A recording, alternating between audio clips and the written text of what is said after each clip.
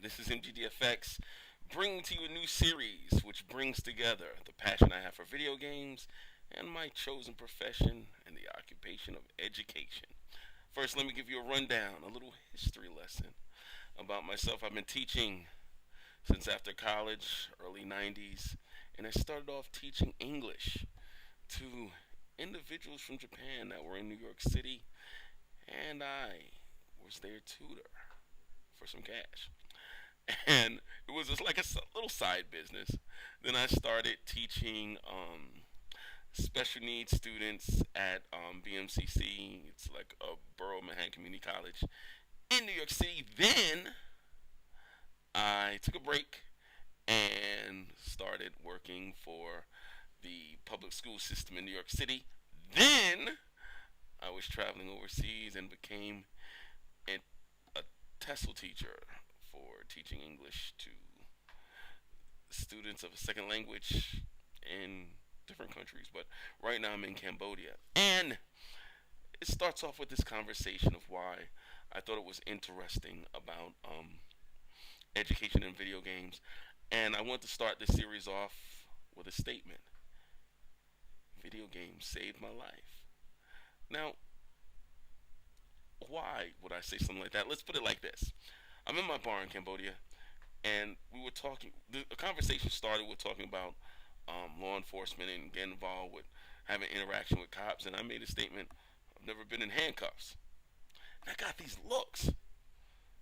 I was like, was I supposed to be in handcuffs? Then I started thinking, why was I in handcuffs? I know friends of mine were in handcuffs, but so what was my different setup? Well, I guess one was my mannerisms, but I guess this might also have like a video game or Saturday morning kung fu influence. But anyway, all right. So video games, I played tag, I played football, I played basketball, and there were differences between when I was really young, able to do that stuff in the street, to when I got older, where where the social interactions and the community interactions changed between the people, and with law enforcement, where you had to do that in the park, and you could no longer have the free for all in the street. So what happened was, I stayed inside a lot, and I guess that stopped me from having interactions with law enforcement, stopped me from interacting with certain people who would also bring towards more problems in my local situation.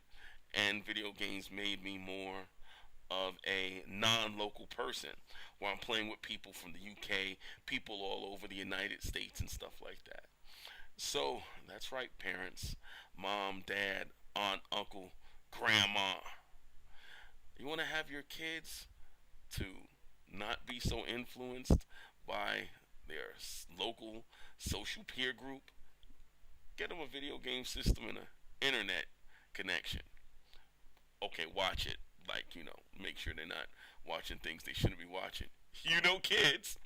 So, but, get them like a video game system, and you'll understand. One, gamers in general are logical people for the most part, of the sense of they're problem solvers.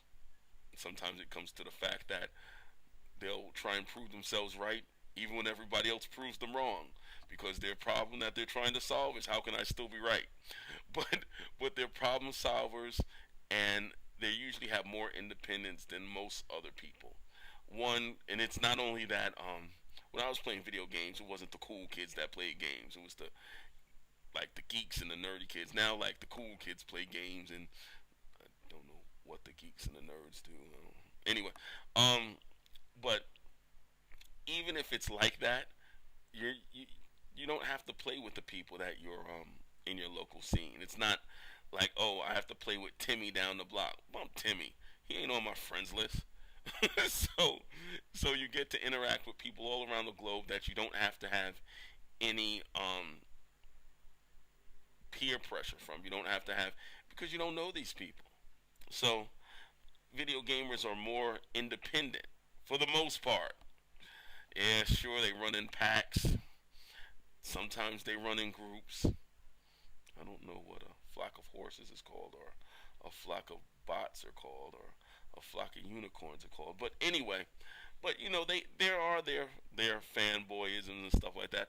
But usually for the most part, it's number love, and it's not like they stick together at all. It's like they'll be one under one umbrella, but they really won't talk to each other anyway. But or they'll make fun of each other under that umbrella.